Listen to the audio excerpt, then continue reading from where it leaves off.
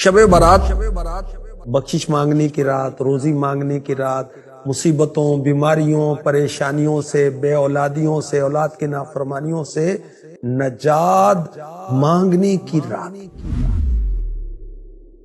اس کے بارے میں اللہ کے حبیب صلی اللہ علیہ وآلہ وسلم نے فرمایا، جب شعبان المعظم کی 15ویں رات شب برات آئے تو اس میں عبادت کرو، دن میں روزہ رکھو۔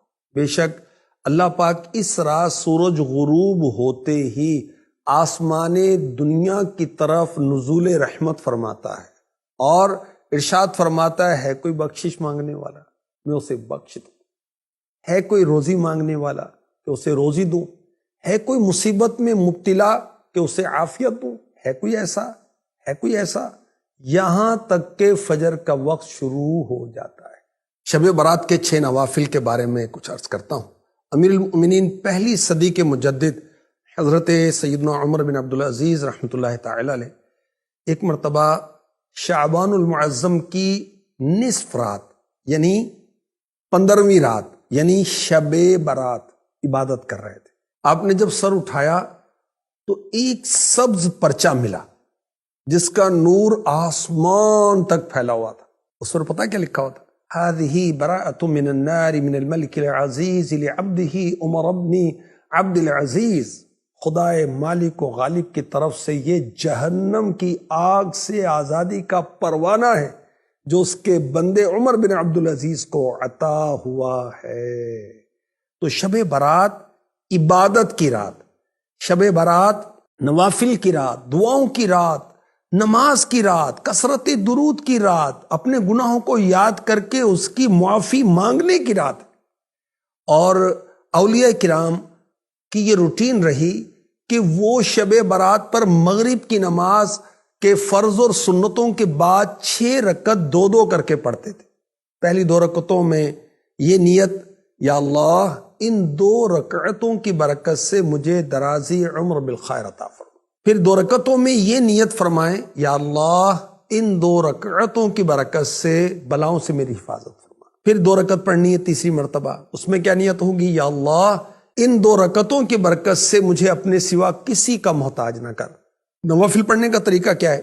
ان 6 رکعتوں میں سورہ فاتحہ کے بعد جو چاہیں وہ صورتیں پڑھ سکتے ہیں، چاہیں تو ہر رکعت میں سورہ فاتحہ کے بعد 3 بار قل هو اللہ شریف یعنی سورہ اخلاص مکمل پڑھ لیں تو انشاءاللہ ہر رکعت میں ایک قرآن پڑھنے کا ثواب، 3 مرتبہ سورہ اخلاص پڑھنے سے ایک قرآن کی تلاوت کے برابر ثواب ملتا ہے۔ اچھا، ہر 2 رکعت کے بعد 21 بار 21 ٹائم قل هو اللہ احد پوری سورت پڑھنی ہے، اور پھر سورہ یاسین، یعنی یہ کر لیں یا یہ کر لیں یہ بھی آپشن ہے، اور دونوں کریں یہ بھی آپشن ہے، اور یہ زیادہ بیسٹ ہے۔ اچھا، یہ بھی ہو سکتا ہے کہ ایک اسلامی بھائی بلند آواز سے سورہ یاسین شریف پڑھے، بقیہ خاموشی کے ساتھ سنیں، اور یاد رکھیں کہ سننے والا اس دوران زبان سے سورہ یاسین بلکہ کچھ بھی نہیں پڑھے گا۔ جب قرآن کریم بلند آواز سے پڑھا جائے تو جو لوگ سننے کے لیے حاضر ہیں ان پر فرض عین ہے کہ چپ چاپ کان لگا کر سنیں۔ انشاءاللہ الکریم شب برات شروع ہوتے ہی ثواب کا انبار لگ جائے گا۔ ہر بار سورہ یاسین کے بعد دعائے نصف شعبان بھی پڑھیے۔ دعائے نصف شعبان جو ہے آقا کا مہینہ، امیر اہل سنت کا رسالہ جو ہے اس پر آپ دیکھ سکتے ہیں۔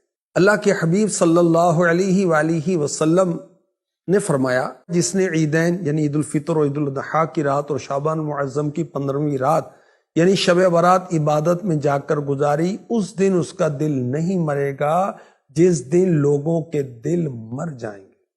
آخری نبی مکی مدنی صلی اللہ علیہ وآلہ وسلم نے فرمایا، میرے پاس جبریل امی علیہ السلام آئے اور کہا، یہ شعبان کی 15ویں رات ہے، اس میں اللہ پاک جہنم سے اتنوں کو آزاد فرماتا ہے جتنے بنی کلب کی بکریوں کے بال ہیں، مگر مشرک اور عداوت کیا مطلب ہے؟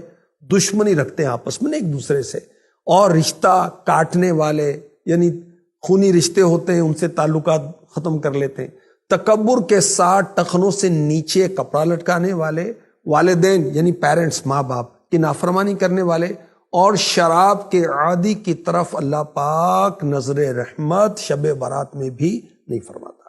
حدیث پاک میں ہے، جو کوئی شب برات میں 100 رکعت پڑھے تو اللہ کریم اس کے پاس 100 فرشتے بھیجے گا، جن میں سے 30 فرشتے اس سے جنت کی خوشخبری سنائیں گے، 30 فرشتے اس سے عذاب دوزخ سے بچائیں گے، 30 فرشتے اس سے دنیا کی تکلیفیں دور کریں گے، اور 10 فرشتے اس سے شیطان کے مکر و فریب کو دور کر دیں گے۔